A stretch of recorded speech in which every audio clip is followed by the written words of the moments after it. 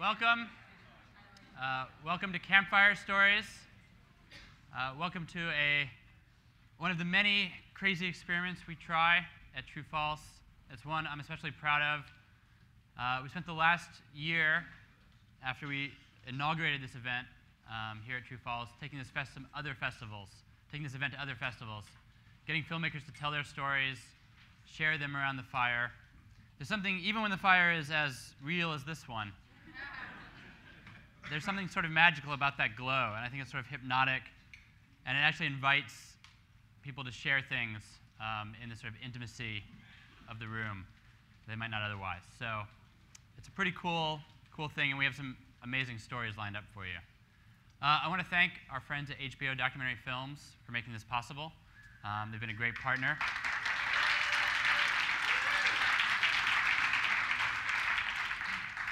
Not only did they supply lots of things that made this event happen, but they especially supplied the chocolate for the s'mores. Our friends at Uprise Bakery made those graham crackers. And I'm pretty sure the wine cellar made the marshmallows. So thanks to all of them. And Steve Carroll here is playing music for us as we go. I appreciate that. I also want to give a thanks to John Bell and the Oddfellows, who've welcomed us into their lodge. Yeah. For years, Ragtag was downstairs on 10th Street, and for years I wondered what was up here, and it was such a great mystery. And so the day when we approached John and they said, well, maybe you could come up and do something up there, was a magical, fantastic day as we got to come explore their space. They've been great hosts, and we're very, very grateful. So with that, I'm going to start things off. Folks are going to come up, they're going to tell their stories, they're going to introduce themselves. And all of the stories, in some way, are about a moment that got away. Whether it was a scene that was never shot, or something that was left behind that didn't get into the film, or even a film that didn't happen. These are those lost moments that we don't see on screen. And I think they're kind of all the more special here for that. So to start this off, we have a woman who is a born storyteller, I think, Starley K. Starley, come on up.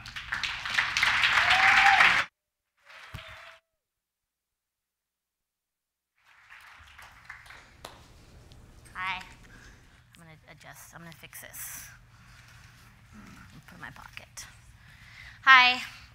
I'm going to tell you a story about, okay, I was in junior high, and it was the first week of junior high, and it was very exciting because, you know, my whole life was about to change, and I was like really focused on what my junior high experience was going to be like. I had watched a lot of TV shows and like paid a lot of attention to like what you're supposed to do, and I was very excited to have lockers, and I really did feel like very distinctly like everything that had happened in elementary school was over, and it was a fresh start. Not that it had been bad, but this was like a whole new me. And the first day, I went to all my classes, and the last class of the day was Spanish. And there was a teacher who taught Spanish who turned out to be one of those teachers who like thinks he's cool, and it makes him like embarrassingly uncool, like that kind of thing. Like he wore, for Halloween, he wore like a paper clip in his earring. I mean, like an earring as a paper clip as an earring, and he like didn't take it out for a week. Like it was just very excruciating to watch him. But in the class, there was this boy, and he was blonde, and he had a flat top. And I saw him, and I decided I totally loved him, and he was going to be my boyfriend, and we were going to usher in this new phase of our life together. And then we left class, and I remember like I very strategically dropped my books, and he picked them up, and he asked me my name, and then I told him, and it was all like kind of going according to plan, and then I left. And the next day, so there had been this backstory. In 5th grade, there had been this power couple, Vance and Amy, and they were the tallest kids in the class, the tallest boy and girl, and so that was a large part of their power. And they'd broken up over the summer, and I had like 15 best friends, these girls who were like mean girls, like 15 girls that were like my best friends. And they were all really upset. Everyone from our old class was upset that Amy and Vance had broken up, and so they decided to send me, the smallest ambassador, to broker, kind of mediate between what happened with Amy and Vance. So Vance was playing with the boys, and I was with the girls, and they sent me out to the middle of the blacktop, the basketball court, to talk to Vance on Amy's behalf.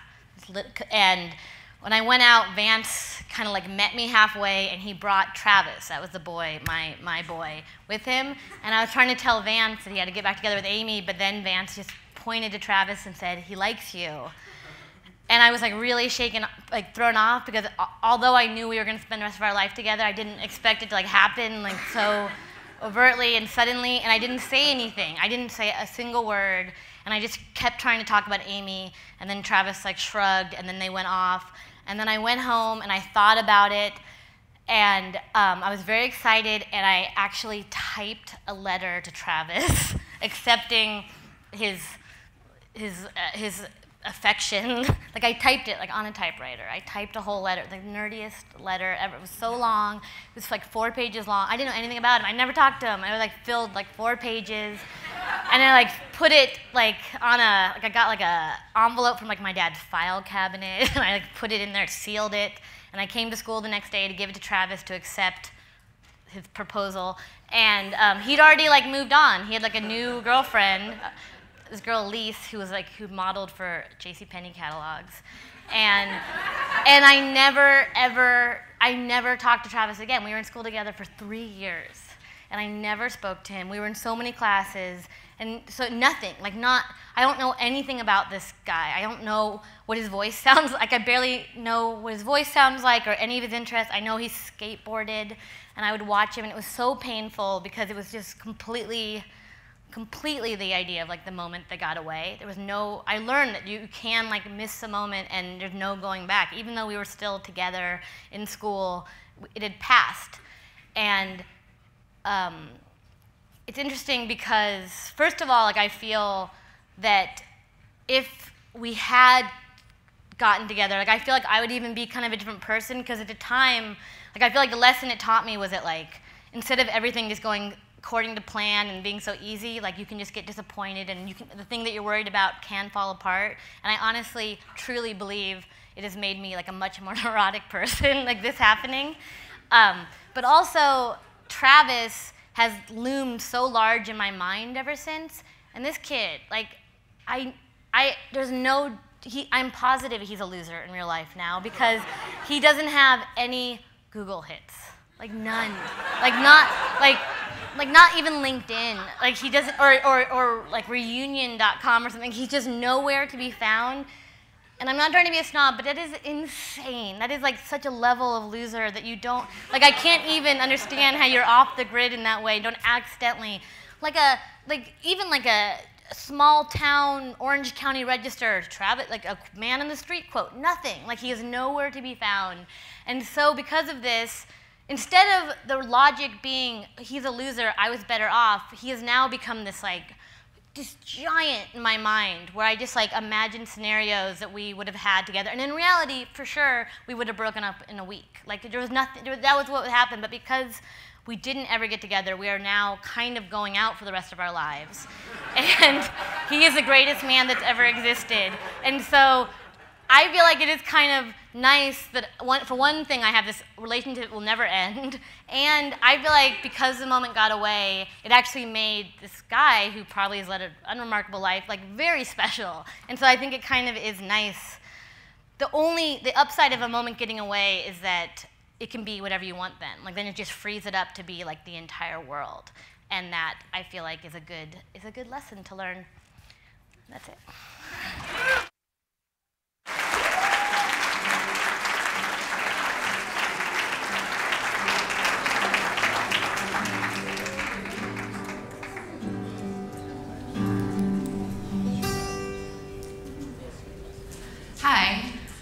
Hi, my name is Valerie Beach, and I'm the co-director of the documentary Me at the Zoo, which is premiering here in a few moments. So I'm going to make this a kind of brief story.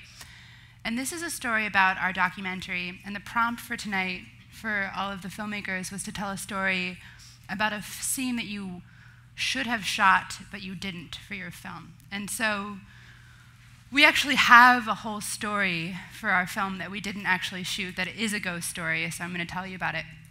And it's really interesting. So the main character of our film is this young video blogger from Tennessee who became famous on the internet, and so we went to go film him after he became famous and was living in this kind of obscure town in Tennessee, and we were driving around with him one day. And we were passing this holler, which is like, if you're in Tennessee and you pass a holler, it's like an undeveloped plot of land where shady things go down. And so we were driving past this holler, and there was this like burned out shack way back in the bushes, and Chris, the star of our film, was like, yeah, that shack really frightens me. It's right down the hill from my house, and when I was growing up, one of my distant cousins, little Debbie Hyatt, was actually murdered and burned alive in that trailer. And we were like, oh my God, that's terrible, that's very frightening. And as we continued to film his life and film around his town, it became very clear that, like, you know, there were a lot of women in his town who went missing or were like kind of murdered or burned alive, and it was all very sad and tragic. And as the film unfolded, we tried to incorporate the story of little Debbie Hyatt into our film, and so I went so far as like to track down her best friend from high school to try to find like an interview about what had happened to this woman and how that influenced our character. But the best friend from high school would not be interviewed for our film. And then we tried to find like news footage from the original news story, and we couldn't find anything. And so we kind of gave up on that storyline. And then about a year into our filming, the man who murdered little Debbie Hyatt actually got released from prison and tried to murder another woman in the same area. And so all of the news footage got released, re-released and digitized, and like, you know, played around Tennessee. And so like a little bit of that news footage ended up in our film. And so Chris, our main character, was always very haunted by this like ghost living down the hill, little Debbie Hyatt, in this trailer. And, you know, it never worked out to be in our film, and so we went to Sundance last month to premiere our film, and there's like one shot of Debbie Hyatt's body bag that ended up in the film. And then when he got back home to Tennessee, the trailer had been excavated and moved from the property, and we got this text message from him that said that premiering our film had released the ghost of Debbie Hyatt to like be free and wander around Bristol again. So that's my ghost story. And that's it.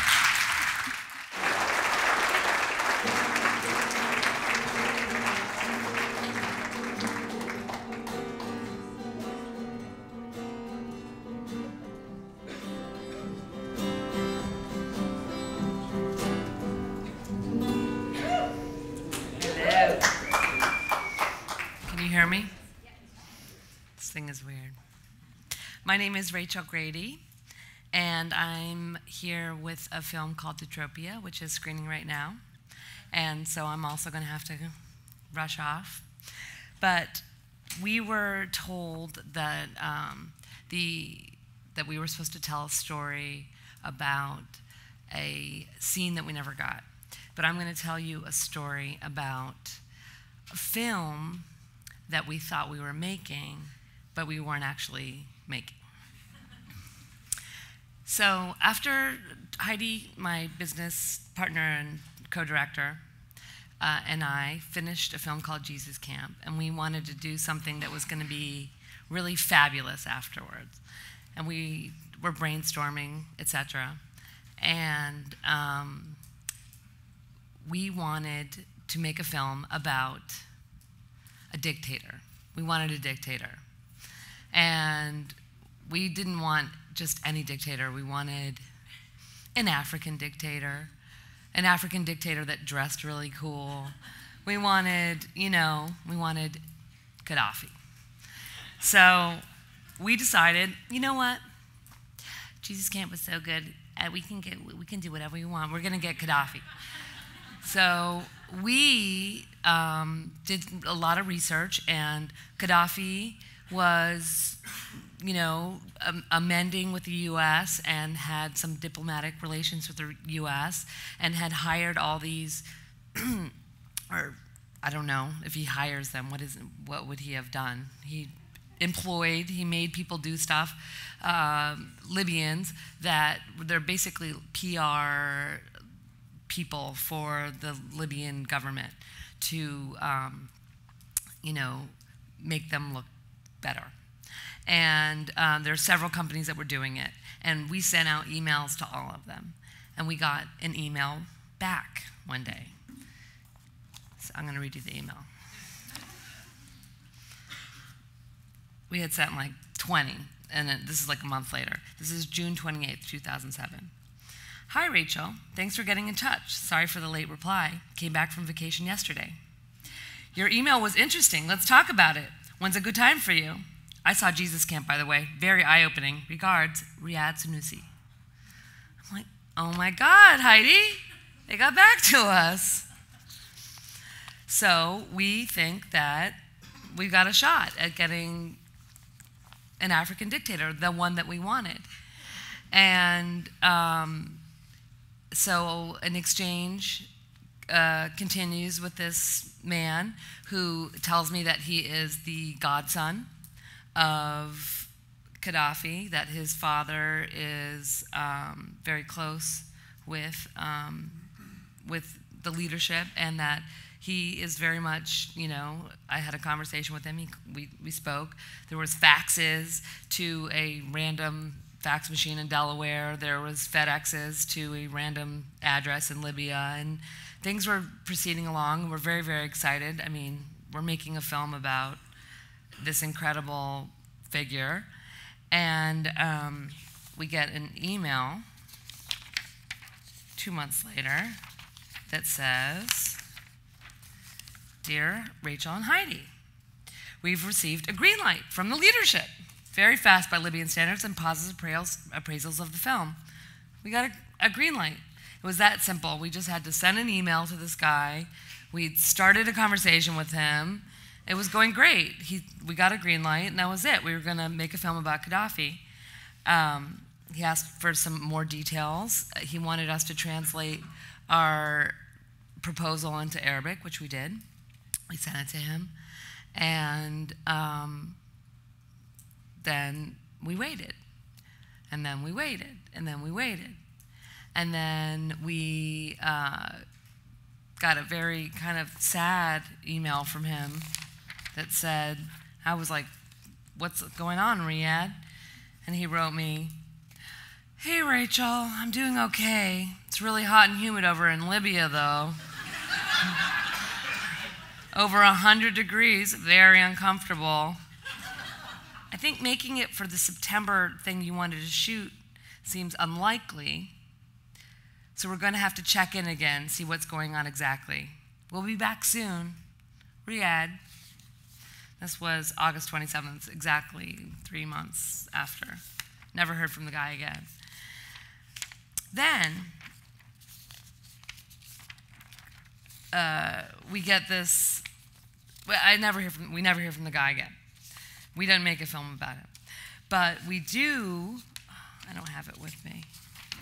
Someone forwarded us an email about a film that they were making, a $50 million film about the Italian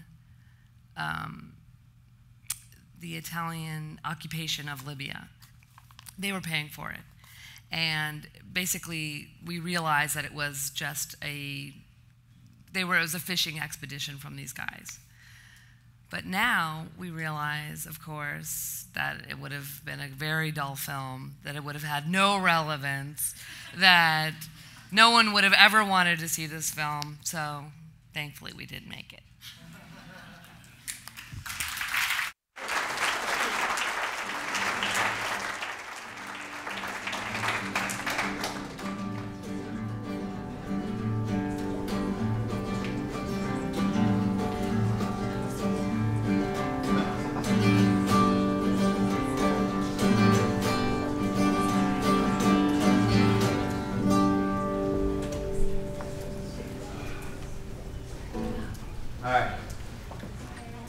Kareem, co-director of Half Revolution. Did anyone see that film? Yeah?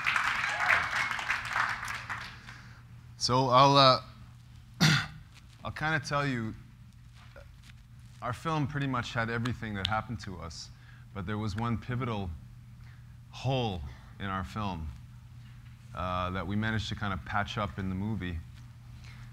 But it was a very pivotal moment for me personally, because it kind of convinced me that I had to film every second of my life in these moments, in these days. And it's the story of when I got arrested, which was the very first day, January 25th, 2011. Of course, we didn't know that there was a revolution happening. We just thought it was a protest.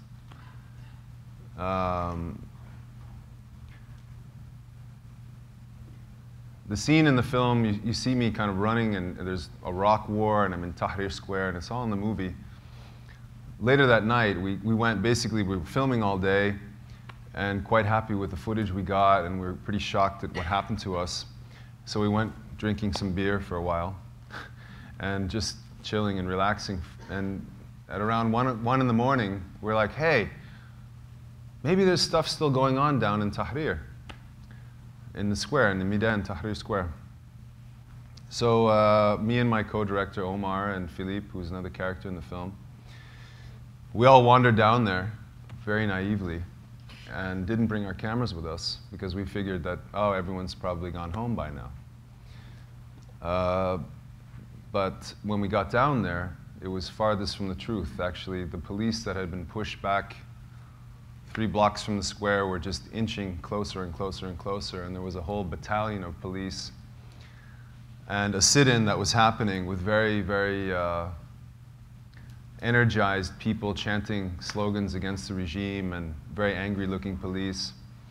And we could just feel the energy in the air. We could feel that there was something going to happen. And I just was like, we only had an iPhone, Philippe's iPhone. He managed to film some scenes, and I just could feel that there was going to be like something was going to happen, like an imminent attack. So I told him, listen, man, I'm going to go and run and get the camera. So they're like, yeah, good. And so I left the square, and they came with me. And just as we left the square, we heard these massive booms happen, and shotguns and guns and sound grenades and tear gas. And basically the attack happened just as we walked out of the square. So we ran, and I was like, look, guys, you're slowing me down. Like, I'm going to go and just get the camera. So I ran. And the streets were completely empty. And at every entrance to every side street, there was just a battalion of police just waiting there like this, closing the street.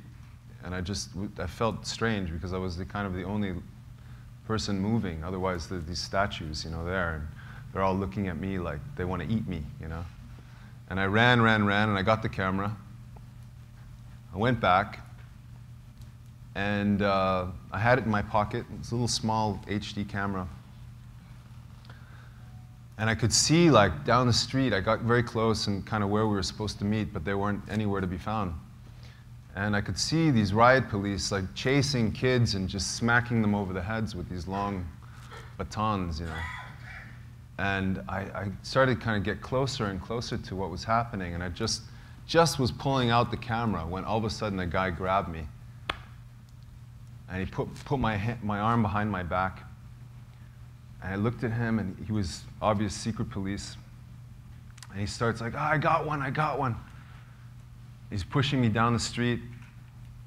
And I didn't resist. I kind of thought, oh, maybe he's just, kind of wants me out of the area, and he's going to kind of escort me out of here, And I look at the end of the street, and I see a huge crowd of people. I'm like, oh, good, he's pushing me back into the protest.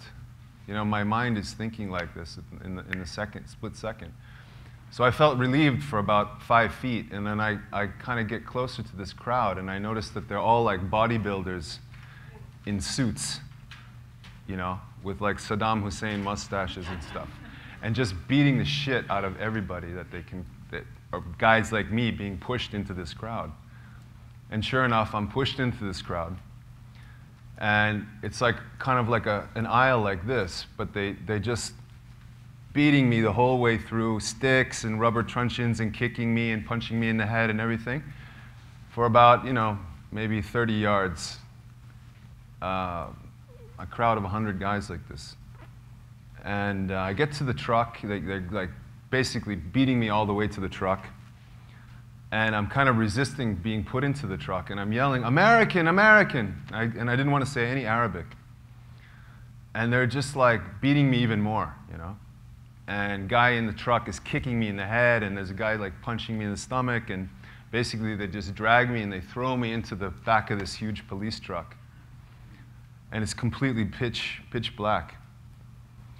And I just fall into basically a pile of bodies, And I can't see anything. I can't see anything. And the floor is wet, and there's just warm bodies, and it's like guys are stacked on top of each other, And I find a little spot on the ground. There's nowhere to sit. I kind of landed on like a row of a guy on a bench, And then I kind of found my little spot on the floor like this, And all I could hear is guys that had been injured, guys crying, guys praying, people talking to each other in these whispers, and these police, they come out and they're like, "Oh, we're gonna fucking take you to the desert. We're gonna fucking kill all of you." We're like, they're like, "You're never gonna see your house again. You're never gonna see your parents again. You're never gonna see anyone that cares about you. You're gonna disappear tonight." It was probably one of the most scary moments of my life. And it was completely helpless. Maybe I thought, this is it, I'm done. We sat there about 5-10 minutes. They threw a few more in, and of course it was just overstuffed with guys, and could feel that, everybody's kind of cramping on top of each other and stuff. And of course I had this camera sitting in my pocket. And I was like frozen because I wouldn't dare to open up, kind of turn it on, And pretty soon the truck started moving, it started up, started driving. And these police trucks are just these huge boxes with these tiny little windows, maybe 3 on each side. And it's driving, and you could see the light coming from the street lights, just streaming into this truck, like a strobe light. And I look across and I see these guys, and they're just covered in blood. They're just this red, glistening blood, just dripping down their bodies. And people are crying and praying, and they're going to kill us, they're going to kill us. And I felt so alone,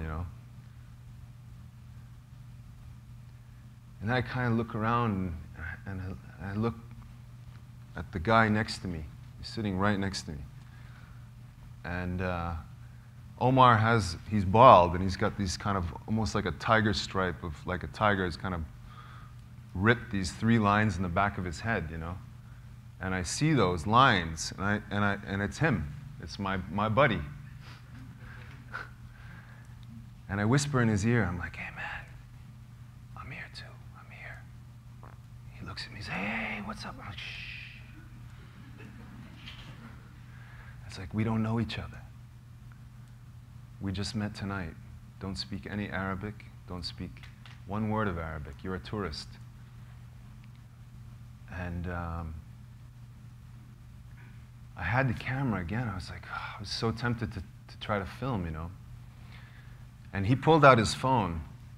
And as soon as he pulled out his phone, this huge kind of bulldog of a policeman, I don't know how they knew that he had pulled out his phone. Maybe they had cameras. I didn't know. Maybe they're just watching us. I had no idea because it was so dark in there.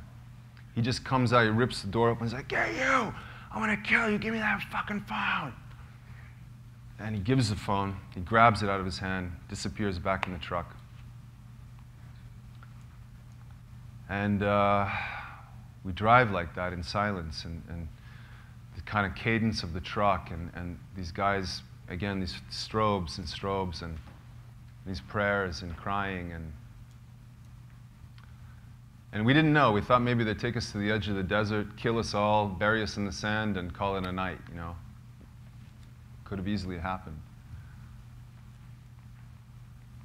But we came into a military base, which they were using as a police station. And of course, you know, finding Omar there, I mean, we felt like, okay, cool. I feel much better. We're together. We're gonna live through this. You know, at least we're gonna die together. You know, it's better than dying alone.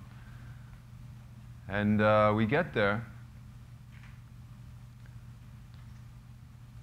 and we play instantly kind of offense. You know, and we're like, hey, American, please, you know, I'd like to call my embassy. I have my passport, and you know. They're like, yeah, okay. Get over to the side, you know. And they say in Arabic, Andina adnina ganib. And the police, the chief there, and he's like, aganib. Aganib means foreigner. Aganib. Mish aizinum khalis. We don't want them at all. Get rid of them. We don't want any witnesses. So they put us on the side. And then they come around. They're like, yeah, you guys know each other, huh? We're like, no, we just met tonight, you know. And of course, if they had known that we knew each other, they would have cross-examined both of us, and it would have become a much bigger thing. So it's better that we didn't know each other. Once we're there, all these young kids that are bleeding and really badly hurt, they're all getting processed and thrown into cells, and they're throwing dry bread through the windows, like here, you know, as if they were doing them a favor. And they kept us on the side, and there were some Egyptian journalists there. And the Egyptian journalist, one of them pulls his back up, and he's got like 50 bullet holes, like gun pellets in his back. And they're kind of interrogating us and taking very sloppy notes. And all of a sudden, one of the guys, young guys that was there, one of the people who had been arrested, he just falls on his back and starts convulsing, and he starts having an epileptic seizure. So I grab a pen off the table and I stick it in his teeth. And he starts clamping down on it and getting lockjaw, and all the police are looking at me like, why do you care? And I started holding him. I started getting him kind of out of his seizure. I started yelling at the police saying, give me some juice, give me some water. These people are injured. Where are the doctors? You want this guy to die here? What's wrong with you people? And they kind of were shocked that I cared so much. They actually did what I asked them to do.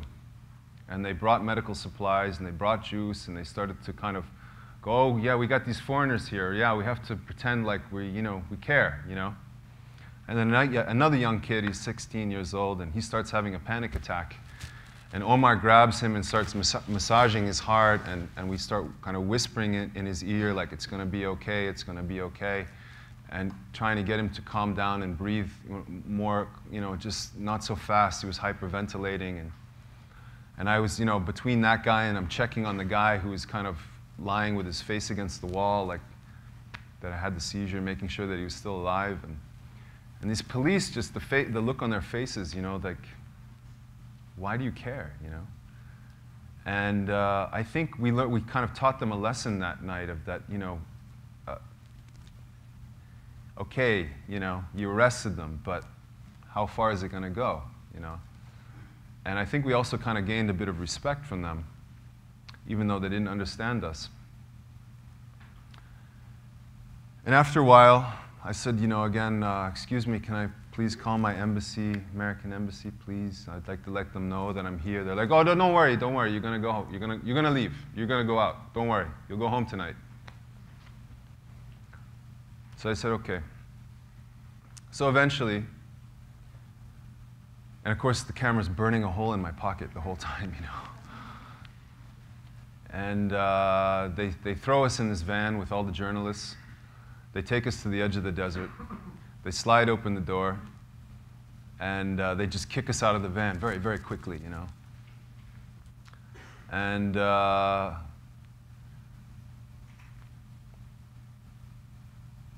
one of the policemen, this kind of bulldog, you know, he's like, why were you in Tahrir Square? I said, oh, wrong place at the wrong time?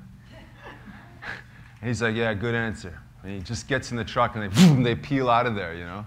And we're sitting there just standing on the, and the sun is rising, and we're just like, we walked to a taxi, and we were so shocked by what happened to us that even in the taxi, we had the camera, we started talking about what happened to us. And we didn't even start filming. I mean, we were so in shock. We couldn't do anything. We were just frozen, But that was the moment where we both realized that we had to film every second of what was happening to us, and because we just didn't know it was so unpredictable. That was when we decided to make this film. And from that moment on, that was the fish that got away. But from that moment on, we started to film every moment, even the mundane stuff, the exciting stuff. And I think because we didn't film that moment, and because we kind of got out of it alive, we started to realize that we had a real obligation to make this movie and to do it. So even though it got away, it was almost better that it did, because that's really why we made our movie. So that's it.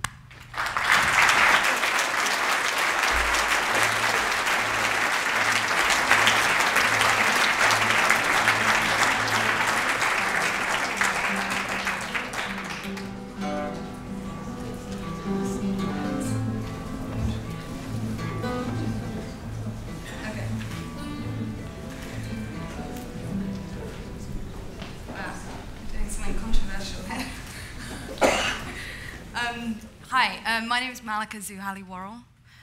This is Catherine Fairfax-Wright. We're co-directors on a documentary film that's screening here. It's actually a secret screening, so we can't tell you the name, but it's called Secret Screening Lavender. And it basically tells the story of the lesbian, gay, bisexual, and transgender activist community in Uganda, which we spent a couple of years filming with. And I guess we're actually going to try and supplement this Campfire story with a little bit of media. We have to admit, we've brought an iPad, and you'll see why it's kind of it's part of the story. And I guess the best way to preface this story is that the film is about a very serious issue of incredible persecution going on. And but sometimes when you're filming a very serious issue, it can be surprising how you can end up in very absurd situations that can become ludicrous. And in this case, this is a scene that we never shot, but it was kind of one of the most absurd experiences we ever had while we were making this film. So yeah, I mean, I guess, should I just kind of give the context? Yeah. Yeah, I mean, I guess the best way to explain it is... Okay. Right, that's true. This is a church service in Uganda, in Kampala. We had heard about this Ugandan pastor called Pastor Martin Semper, who is kind of renowned for being anti-gay and for leading the anti-gay movement in Uganda. And an anti-homosexuality bill had been introduced just a few months earlier, which was part of the reason we'd gone to Uganda to make this film. And Pastor Semper was one of the key proponents of this bill, and he was appearing on TV all the time, kind of advocating for this, for the need for this bill, which basically proposed a death penalty for gay people in the country. And so we, of course, felt that we had to go and film with the pastor, and we had to see... we had to see, what his service was like and how it was that he was convincing people that gay people had to be killed. So one Sunday morning, we went down to his church, and we'd spoken to his people before we went down there, and they'd said, "Yeah, sure, you can come down and film." So we went down there. No, I can hear it. Right, there we go. So we arrive at the church, and this is the music we hear as we arrive. And beautiful women dancing in these flowing dresses, and it's all choreographed, and there's beautiful children running all about the aisles, and it's just like, for two very secular people, it just is a pretty convincing argument for how wonderful this community can be. Yeah, it was a beautiful experience, and we were very, very keen to film it because it felt very important to be able to document how people were being convinced of this situation. But when we got there, Pastor Semper's people, we started setting up our cameras, and Pastor Semper's people basically said, no, you can't film today, no video whatsoever. And so we were like, well, what are we going to do? So in our wisdom, we decided to put a wireless microphone on one of us secretly and just go and sit in on the service, which is what this audio is from. So we did that. And we went and we sat in the service. We basically sat, Pastor Semper was nowhere to be seen. We basically sat through an hour of this wonderful singing and dancing, a very happy community. Yeah, just. I mean, before the main pastor even came, I mean, it was just such tremendous ceremony. There was just song after song and so much clapping and joy, and it was really wonderful. And then Pastor Semper makes his entrance, and everyone claps and is so joyous, and it's wonderful. And then he begins his sermon. And I mean, he had brought his children there. He had these like beautiful little children. He's like bouncing them on his lap, and they have like just the most beautiful curls and smiling faces, and it was really nice. And then he begins with his words of wisdom. I'll share some of those with you.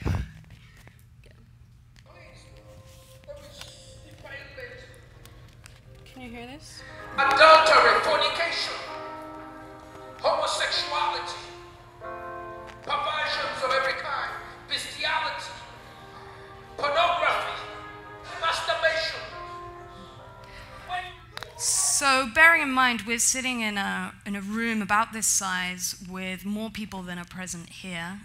We're the only white people in the room. Actually, we're not. His wife is American, so there's three of us in there, but we're very conspicuous, basically. We're the only, like, non-congregants in the room.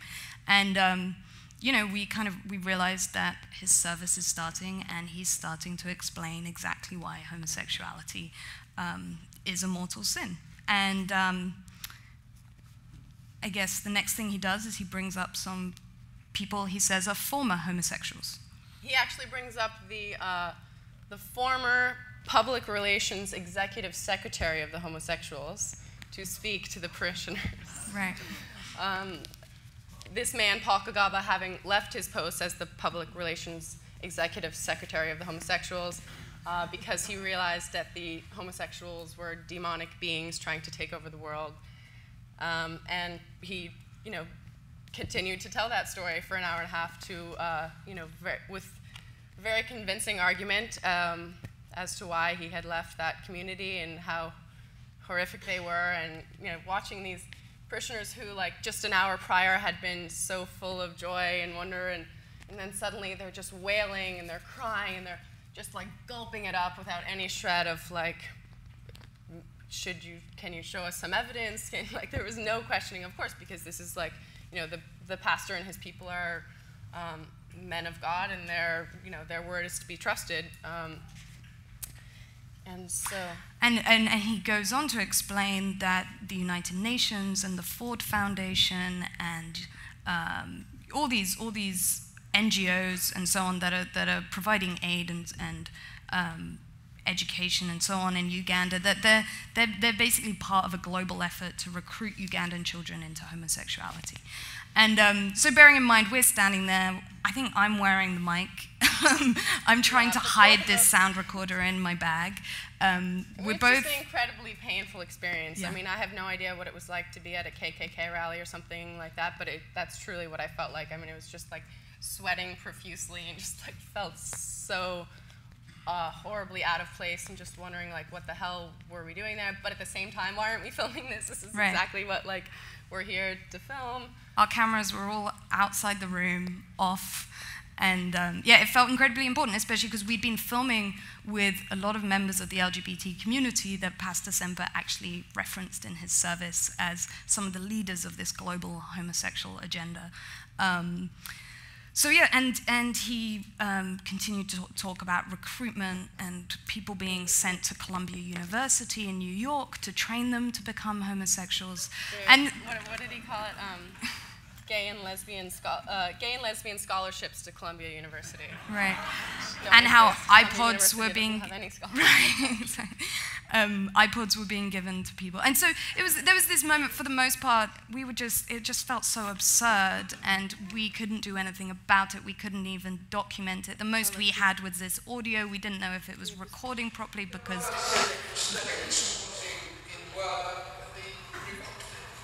Sandra was born to be a woman. She was raised to be a woman. Someone's wife, someone's mother.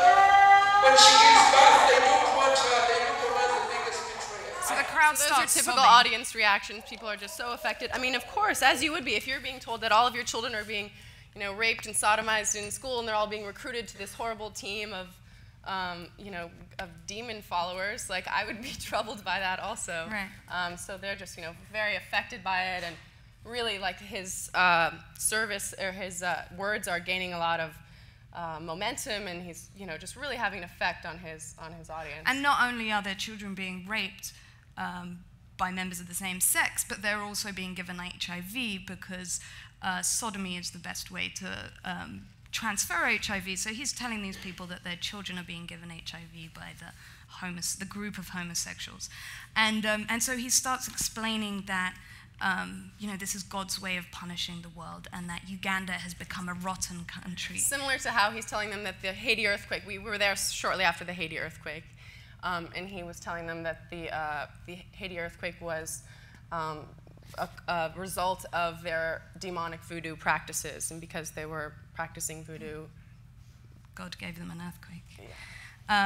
Yeah, and again, imagine our frustration. We're sweating, we're cramped in, we've got people wailing on both sides of us. We're kind of very conscious that people are looking at us, so we're trying to figure out what we should be doing. When the music's playing, we're kind of thinking maybe we should be kind of dancing with everyone else, but we're also incredibly disturbed. And then he starts talking about how rotten the country has become and how it's rotting from the inside out. And people are just so disturbed all around us, and they're crying. And then he starts saying, well, but it's not just from the inside out; it's also from the outside in, and that it's not just something that God has placed there randomly, but that kind of invalid, I don't know. People have been sent in to bring this horrible practice to their land, and they have to fight back against it. Right, and he actually specifically says that the Western media and the media of New York are actually doing this. They're fueling this homosexual agenda, and everyone has kind of reached this climax around us, and we're standing. Oh my goodness! And they're looking at each other. People are sobbing, and we're just like we're frozen.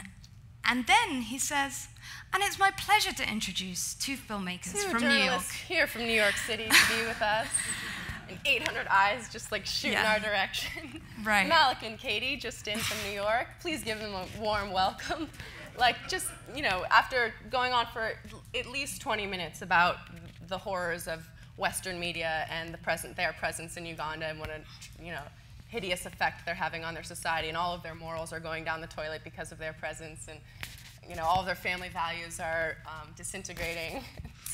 So we're just like sinking into our seats. It's a moment when I would have happily dug a hole and left. And so we had to sit through the rest of the service. It was a 5-hour service in total, and at the end we had to leave, having not filmed this incredibly important moment when you saw a community that was very happy in many ways, but was also being told about the evils of these people that we had spent a lot of time filming with. As well as, this also isn't to demonize religion in any way, because we had also been spending the prior 2 weeks with, Bishop Sonyonjo, for example, who's, is just on the total opposite realm in terms of philosophy on homosexual practices, but, is very welcoming of them, is very warm, is just like everything that in my mind a good Christian should be. So it was just kind of appalling for us to kind of have spent so much time with this community, really grown to love them, have spent so much time in this really warm, wonderful religious environment,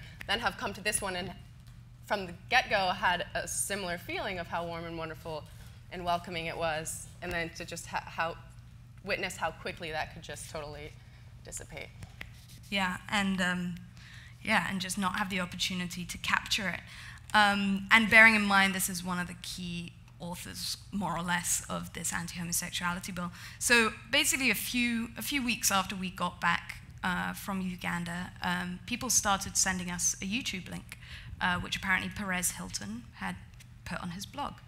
And it turned out that Pastor Semper had basically become part of one of the biggest internet memes in the last 2 years.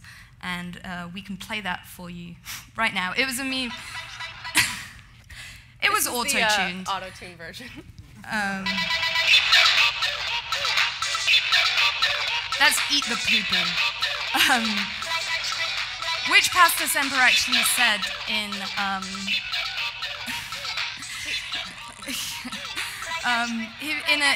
in a video interview that he actually gave just a few weeks after he told us we could not film with him, in which he explained that homosexuals eat the poo-poo.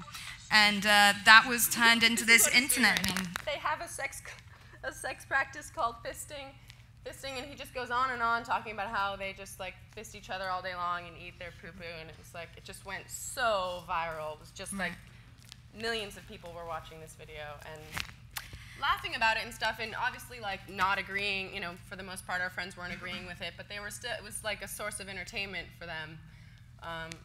So in some way, while like, yes, we were happy in a way that like the issue was getting attention, it also was, you know, it was intriguing to have witnessed this like the whole spectrum of the issue in such nuance and detail, and really like get to know these people, and then have it be boiled down by, you know, by the media and, you know, by American audiences to just like one tiny little sound bite that went totally viral. And that's basically the story of how the best scene we never shot turned into an internet meme.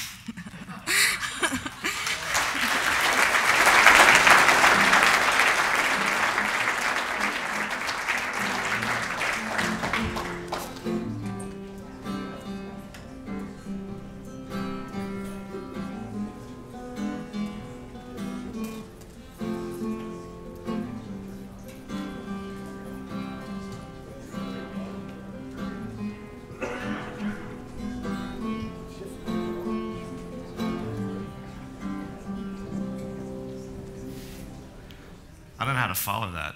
Those are two really heavy stories. I just have a story about art, and it's not funny, I'm sorry. But I'll try my best. So my name is Matthew Akers, and I made a film called Marina Abramovich, The Artist is Present, about the famous, now hopefully more famous, performance artist Marina Abramovich. She, for those of you who don't know, she is someone who has been making performance art for 4 decades. She's from the former Yugoslavia.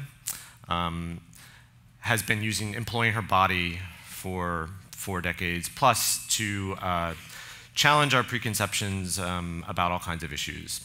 And often her performances involved extreme pain and pushing herself beyond thresholds of pain and beyond her boundaries, and, you know, seeing how far she can take it.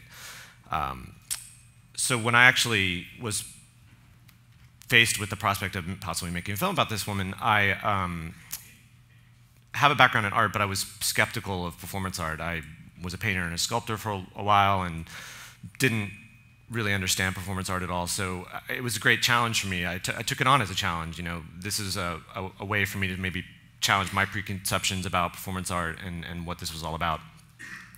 And actually, the first day I met her, I told her that. I said, you know, I'm not sure what I think about all this, and I think she really liked that, actually, because that's a question she's been faced with for her whole career, really. Like, why is this art? People constantly asking her that, and so, you know, she's not a shrinking violet. This was not something that she was going to really be fazed by. So I started researching her work, and I started looking into, you know, her 4-decade-long career, and learned about how she's done all these very hardcore things. Like in 1974 in Naples, she did a performance called Rhythm Zero, where she laid out 72 objects, half of which caused pleasure and half of which caused pain. Some of the objects included a bottle of wine, some feathers, some grapes, a razor, a gun with a bullet, and she stood motionless in this gallery for 6 hours, and the public could do whatever they wanted to her. And they did. They stripped her dress off, they cut her cheek, they tickled her with feathers, they plied her with wine, and they loaded the bullet in the gun and put it in her hand and put it up to her. And the myth is that, and I'm not exactly sure what the truth is, but the myth is that someone was threatening to actually pull the trigger, and there was a brawl that ensued, and they were wrestled to the ground, and the performance was over. So and then she's done all kinds of other things, and so I sort of knew about this history that she has. And but what she was about to do, with what I was documenting, was a new performance that was part of a retrospective, which was a historic retrospective that the Museum of Modern Art was mounting for her. And it was also kind of a grand experiment, because no one in the United States had ever been given a platform, no performance artist had ever been given a platform of this scale, this magnitude.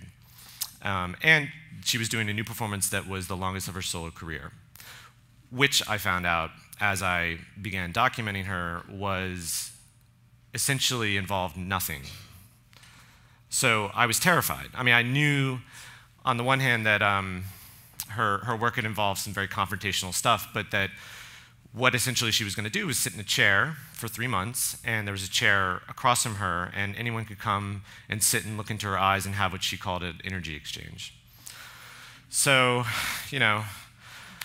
I wasn't exactly sure how I was going to make this film. We really had no money initially. I co-financed it with my producing partners, and I shot for like a year. Concurrently with her new performance, she also had employed 30-plus what she called reperformers, these artists and these dancers, to reperform 5 of her historical works, 3 of which involved nudity, 1 of which involved actual contact with the public. So, I knew that while I was documenting this new performance of hers, which involved essentially nothing, her sitting in a chair, that there was potential for, this notion that the public, as it did in Naples in 1974, completing the work, might enter into the story, and I might have some drama unfolding. I had no idea, just knew that there was going to be some nudity and some contact with the public, and so there was a little more for me to go on as a filmmaker. So anyways, I relentlessly documented her for the 7+ months leading up to the show, and I also hedged my bets and documented some reperformers. I followed several of them and tried to sort of get their story, because I wasn't exactly sure what film I was making at that point. I just knew I had to document as much as I possibly could, and I would figure it out, hopefully. So about 5 days before the performance was supposed to open, the retrospective, Marina, everyone was tense, everyone was freaking out. Marina basically says in the film, there's a moment where I ask her how she's doing, and she's like, the walls are not even in place, there's literally no electricity, tension, freaking out. But I also found out that there was another story unfolding where the reperformers actually had a lot of concerns about their safety. That suddenly there began to be quite an intense dialogue about how were they going to be protected, what exactly were the parameters of safety, and they had started to engage with the museum and engage with Marina in these dialogues.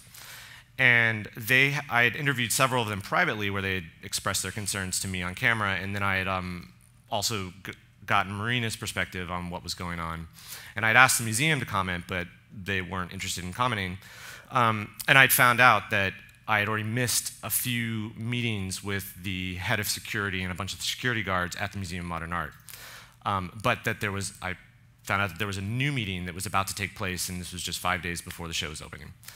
And so, miraculously, somehow, I got permission from the head of PR at the Museum of Modern Art, the head of security, Marina, and everyone else that I could think of at the time to shoot this meeting. And so I was totally elated. Finally, after months of documenting her process and and everything, I was possibly going to get this really amazing insight into what was essentially a grand experiment, and possibly the beginning of some interesting footage. So I got to the museum early, checked in with the head of PR, the head of security. I greeted Marina and all the reperformers as they arrived. Everything seemed to be fine. Everyone was fine with the presence of the camera. The meeting commenced, and I started filming, and it was incredible. I mean, just the dialogue between the reperformers and Marina and the head of security and just all the dynamics that were occurring. I just felt like it was a historic moment for me that I was witnessing. You know, I can't imagine that that's ever taken place at a museum. And you know, a lot of the concerns were just really fascinating. So 2 minutes into my filming, a hand appears over the lens of my camera, and it's the assistant curator of the show. This young woman, and someone who had actually been rather antagonistic towards the filming from the beginning. And you know, I looked at her and asked her what was going on, and she said, "You can't film this." And instantly, the meeting was suspended, and Marina and the head of MoMA and the heads of security, the head PR person, basically started to argue with this assistant curator about the fact that I'd been given access and this was all approved and, like, you know, what's going on. And it was very confusing. And unfortunately, the curator of the show wasn't present. And so the confusion was that because she was acting as his voice, they weren't sure whether or not really I should be filming this meeting. So essentially, I was told, look, you know, there'll be more meetings, don't worry about it, but just for now, take a break, and hopefully, you know, we'll work all this out, we'll sort it all out. I just had this instinctual pain right away, like, you know, I'm never gonna be able to shoot any more security meetings, this story's gone, that's it. So I'm gonna just shoot her in the chair. You know, I won't have any drama for my film, that's it. So, and you know, that instinct actually proved to be right. The notion that I could ever shoot another security meeting or even cover the security issues was never entertained ever again. And you know, at the time, it was like heartbreaking because, you know, even though I'm really proud of the film I made, some of the things that I missed were within the first week of the show, within the first couple of days, multiple reperformers fainted, literally just collapsed. There were multiple molestations where actually people from the public were both taken to prison or prosecuted and also banned from the museum for life. But the most heartbreaking thing, which I witnessed throughout the entire time I was shooting for 3 months in the Museum of Modern Art, was that the security guards, in this weird way, their role as protectors of art was subverted because they were used to protecting inanimate objects. And suddenly, here they are protecting human beings. And so while those human beings are art and were art, they also mirrored the performance that was happening because the security guards were standing with the performers during the entire duration of all of their performances, protecting them, and they developed this amazing reciprocity and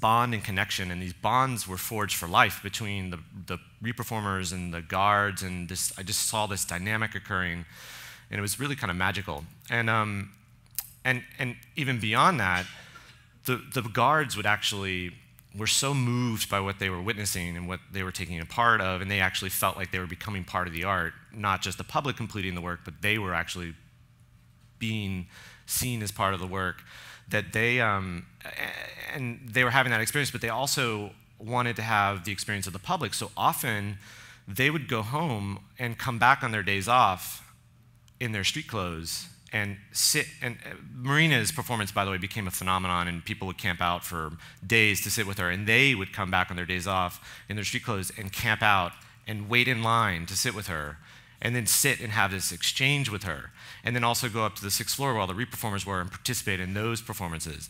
And so it was just, and I was having all these dialogues with the off-camera with the security guards about just these transformative experiences and these overwhelming experiences they were having, and it just was crushing me that I wasn't able to document this. But the lesson I learned from that, there's something that a lot of, I guess, filmmakers, I often hear from filmmakers, documentary filmmakers, that goes, if you didn't shoot it, it didn't happen. And I take some comfort in that, but I take greater comfort in the idea that the film I ultimately made was a film about a more universal experience, and the public, it sort of takes on, it's not as specific, and it's not about drama, and it's an uplifting film, I think, hopefully. And so I think if I had documented the security guard's experience, it would have been amazing. But I think it would have taken away from the ultimate, trajectory of the film I ended up making, and the tone of the film. And there were a lot of other moments that I did document that were really sensational, like someone put a rat, Marina had a table and someone put a rat on the table, and a lot of people were trying to punk her performance, and I documented a lot of that. But we ended up ultimately taking a lot of that out because it didn't serve the larger story. And so, at the time it really killed me and it crushed me not to get that story, and I think it definitely would have made the film more interesting, and it would have been a beautiful story, but I think it would have, I'm not sure how much I would have even put in the film ultimately. So, the lesson is, I guess, I didn't shoot it, it didn't happen, but I'm glad that I made the film I made, and that's my story.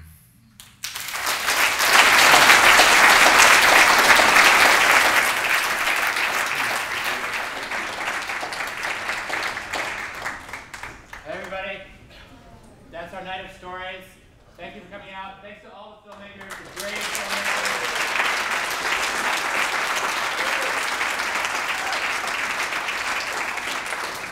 Thanks to Deborah and Greg, HBO, and the Oddfellows, and thanks to you all. Thanks to Steve. Have a great night.